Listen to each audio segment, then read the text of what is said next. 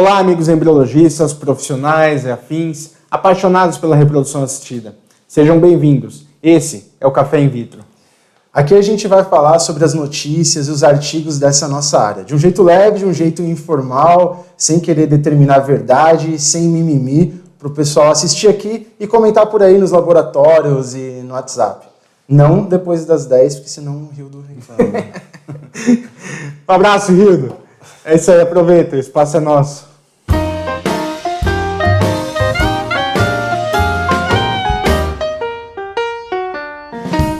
E para estrear o quadro, nós escolhemos esse artigo aqui. Ele é um direcionamento sobre o limite no número de embriões a serem transferidos. Uma opinião feita pelo Comitê das Estrelas da Sociedade Americana e do SART. Em resumo, ele traz orientações em quais casos a gente deve transferir um número limite X de embrião, visando diminuir o número de gestação múltipla e incentivando a transferência de embrião único. Verdade. A gente sabe que uma das consequências dos tratamentos de reprodução assistida é justamente o aumento nas chances de gestação múltipla, sejam elas gemelárias ou até aquelas de alto risco, com 3 ou mais bebês. É justamente o foco desse artigo, né? É isso aí. E para embasar todo esse trabalho, eles começam trazendo alguns dados. Desses dados, eu achei 2 mais interessantes. O primeiro, eles falam que em metade dos casos com mulheres abaixo de 35 anos que tiveram gestação múltipla, teve a transferência de 2 blastocistos. O que mostra que talvez aí já tenha tido um exagero na decisão de transferir 2 blastocistos para esse perfil de paciente. Um outro dado que eu achei mais interessante e um pouco mais preocupante é que, juntando todos os casos com mulheres abaixo de 38 anos, em 23% deles teve gestação múltipla.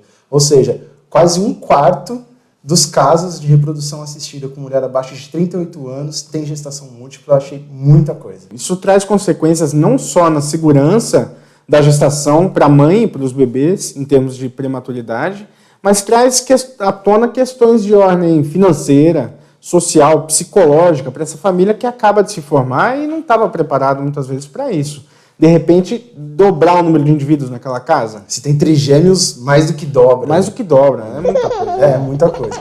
Bem, é pensando exatamente nesses aspectos que começa a campanha do trabalho para controlar isso, e eles, na maioria dos casos, incentivam a transferência única de embrião. E já te pergunto, transferência única de embrião, você acha que já tem muita gente que faz, ou você acha que essa é uma tendência aqui no Brasil, cada vez mais a gente fazer transferência de embrião único? Olha, Rafa, existe uma tendência mundial nesse sentido e no Brasil não é diferente, tá? Inclusive existe uma tendência na ciência da nossa área que é a busca pelo embrião perfeito. Aquele embrião que a gente vai transferir e sabe que vai resultar em gravidez. Embora eu acho que essa realidade esteja um pouco longe ainda desse embrião perfeito, existe sim uma tendência, inclusive no Brasil, muita gente já fazendo transferência de embrião único, mas eu acho que vale considerar isso com critérios, tá? Não vale generalizar. Né? Cada caso é um caso, e principalmente para aqueles casos que você tem embriões em estágio de blastocisto, se tiver uma análise genética associada, é melhor ainda. Mas eu acho que não deve ser uma regra sempre, tá? Sempre tendo critérios para escolher isso. O interessante que eu percebi nesse artigo é que eles trazem uma orientação. Aqui nós temos uma resolução, uma regra, talvez. O que você pensa a respeito disso? Aqui a gente tem uma resolução. Eu não vejo nenhum problema na gente ter uma resolução que controle os excessos desse assunto. O problema é que a nossa resolução ela é um pouco genérica nesse aspecto. Ela relaciona só o número de embrião com a idade da paciente. E nem sempre isso acaba exercendo bem o sentido da resolução, que é controlar os limites. Por exemplo, claro que essas decisões são todas tomadas com bom senso em cada clínica, é só para a gente ilustrar o que eu estou querendo dizer. Está dentro do mesmo pacote de classificação esses 2 exemplos. Transferir 3 embriões em D3 para uma mulher de 39 anos e transferir 3 blastocistos para uma mulher de 36 anos está dentro da mesma caixinha. E a gente sabe que são mundos completamente diferentes, são chances completamente diferentes. Então, se o sentido da nossa resolução é limitar os excessos, a gente já começa a ver aí que talvez a gente... Ela favorece um excesso. Ela está favorecendo um excesso. É claro que ninguém vai sair transferindo 3 blastocistos para uma mulher de 36 anos, mas é obrigação da resolução prever isso, prever o excesso e flexibilizar quando isso não se encaixa, e não o contrário. Não, e ela também não trata aqueles casos de análise genética associada. Imagina, então, se fossem 3 blastocistos euploides para essa mulher de 36 anos, que já é um outro cenário. Já é um cenário imensamente diferente. E também pode, eu também não sou podado, se eu decidir, junto com a paciente de 36 anos, que eu vou transferir 3 blastocistos que eu analisei geneticamente e são euploides, eu estou debaixo da regra. Está respaldado, está tranquilo. E a regra é clara. Outro aspecto que eles batem firme nesse artigo, eles gastam 2 grandes parágrafos falando disso, é o seguinte, eles dizem que muitas vezes o que influencia a mulher a decidir pela transferência do número máximo de embriões que ela pode é o aspecto financeiro. Reprodução é caro demais, eu não tenho como fazer 2, 3, 4 transferências ou manter embrião congelado aqui, então vou transferir o máximo que eu puder porque eu quero engravidar agora. Isso porque reprodução nos Estados Unidos é caro, aqui no Brasil também é caro. Você acha então que isso é aplicável aqui? É um exemplo que se encaixa na nossa realidade? Olha, Rafa, eu acho que se encaixa sim. O fator financeiro ele influencia muitas decisões ali do casal, inclusive de 2 formas. Uma delas, que é o número de tentativas que esse casal vai ter que fazer para atingir um único bebê, tá, em casa. E a outra forma seria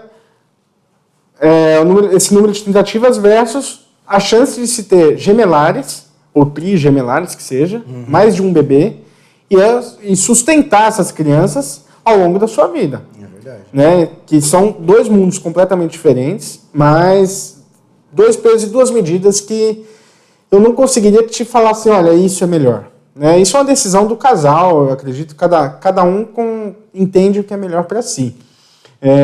Obviamente que cada um tem seus riscos e consequências, mas eu tento me colocar no lugar do casal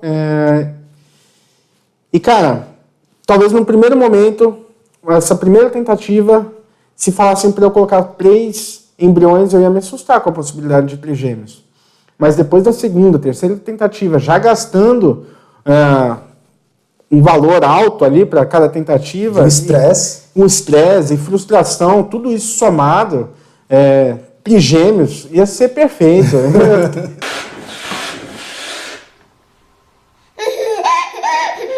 É verdade, a gente sabe que isso acontece, mas, cara, essas mães e pais são todos heróis. A minha filhinha, por exemplo, quando ela tinha uns 5 quilos mais ou menos, eu acho que ela fazia uns 42 quilos de cocô por dia. Então você imagina você ter trigêmeos. Não. Se eu faço um tratamento de reprodução e tenho trigêmeos, eu mando vitrificar um. Ou desenvolve a técnica, né? Depois eu busco.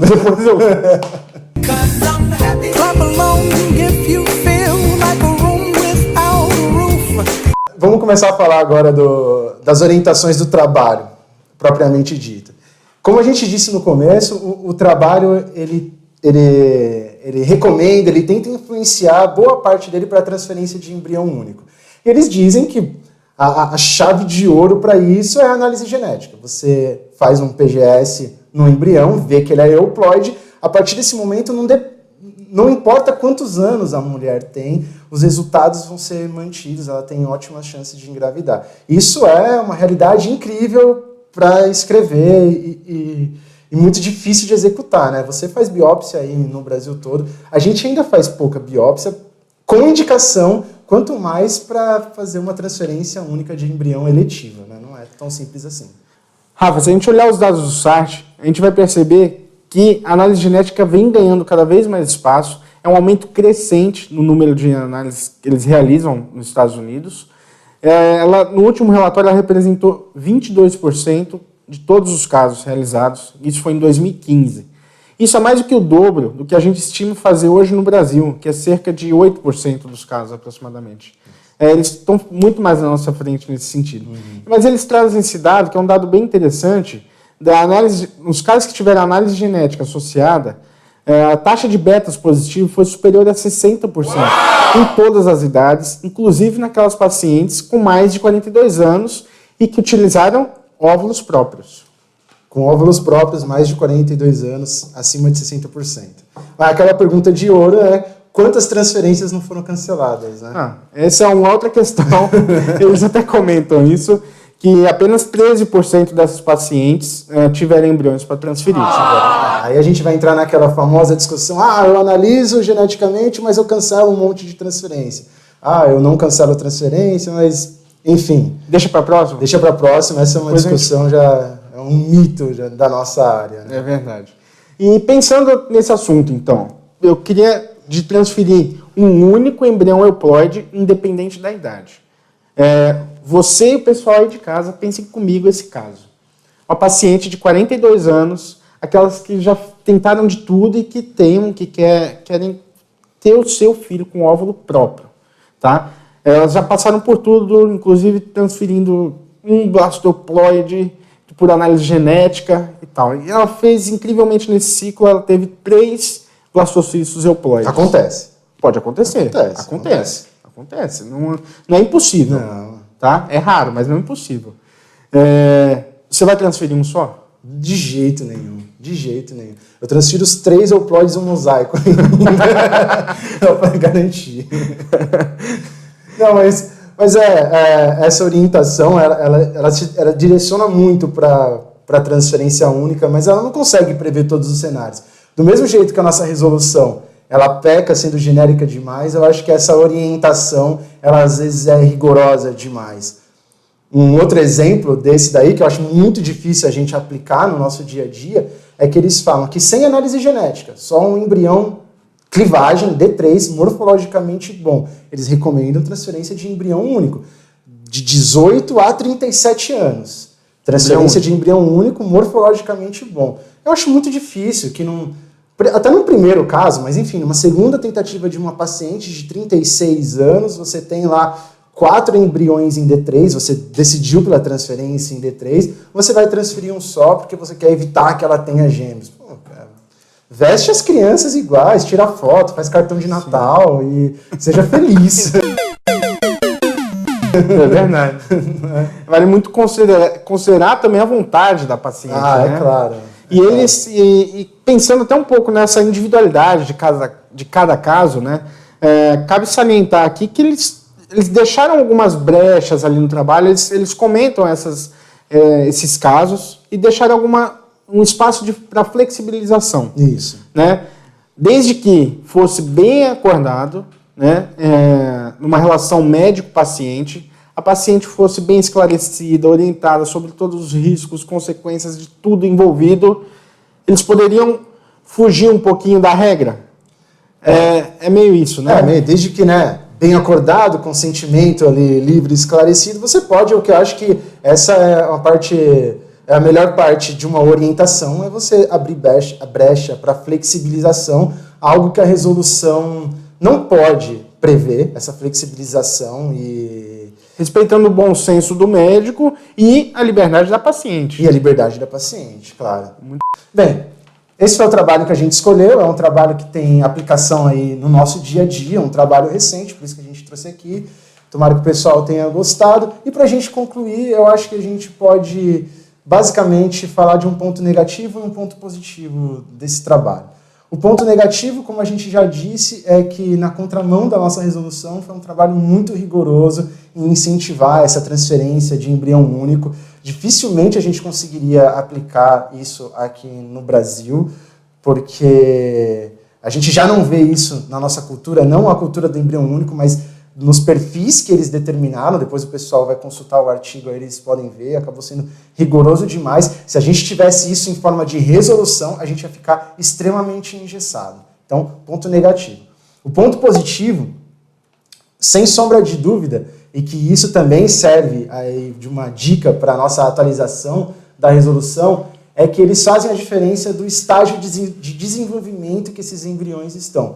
Ou seja, eles mudam a orientação de quantos transferir, dependendo se o embrião está em estágio de clivagem, está em blastocisto, ou se ele foi analisado geneticamente e ele é um embrião euploide, óbvio.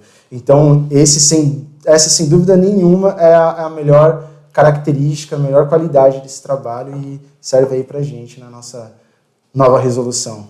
Com certeza. Bom, e é isso aí, pessoal. Vamos chegando ao fim desse Café in Vitro. Lembrando que para quem tiver acesso à revista, o link para a leitura completa do artigo vai estar aqui na descrição do vídeo.